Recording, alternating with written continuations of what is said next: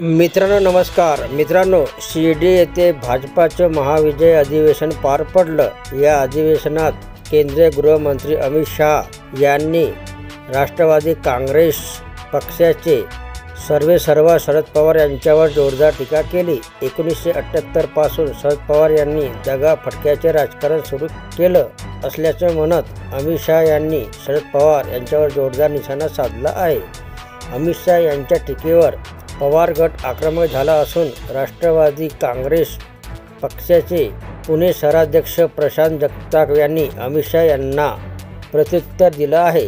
अमित शाह यांनी शरद पवारांवर केलेल्या टीका म्हणजे सूर्यावर थुंकण्यासारखं आहे।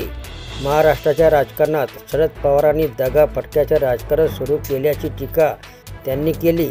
मात्र गेल्या काही वर्षातील भाजपचं राजकारण पाहिलं तर देशभरामध्ये अमित शाह यांनी पक्ष फोडाफोडीचे काम केलं आहे।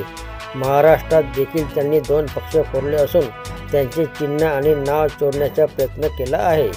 इतर राज्यात देखील राजकारणाची संस्कृती संपवण्याचे काम अमित शाह यांनी केलं असताना त्यांनी शरद पवार यांच्यावर टीका करणे हे अत्यंत हास्यास्पद असल्याचे जगताप म्हणाले आहेत। जर अमित शाह यांच्या जीवनावर जेव्हा केव्हा पुस्तक लिहिण्यात येईल तेव्हा देशातील सर्वात मोठा फोडाफोडीचा जनक आणि घाणेरड्या राजकारणाला जन्म घालणारा नेता म्हणून तुमची ओळख सांगितली जाईल, अशी टीका देखील प्रशांत जगताप यांनी केली आहे। दरम्यान अमित शाह यांनी म्हटले होते की महाराष्ट्रातील राजकारणात 1978 पासून शरद पवार यांनी दगा-फटक्याचे राजकारण सुरू केले आहे। या राजकारणाला जनतेने 20 फूट जमिनीत गाडण्याचे काम केलं आहे। तर उद्धव ठाकरे यांनी 2019 मध्ये आपल्यासोबत विश्वासघात केला, त्यांनाही त्यांची जागा दाखवून दिली आहे। आपल्यासोबतची खरी शिवसेना व राष्ट्रवादीचाही मोठा विजय झाला आहे।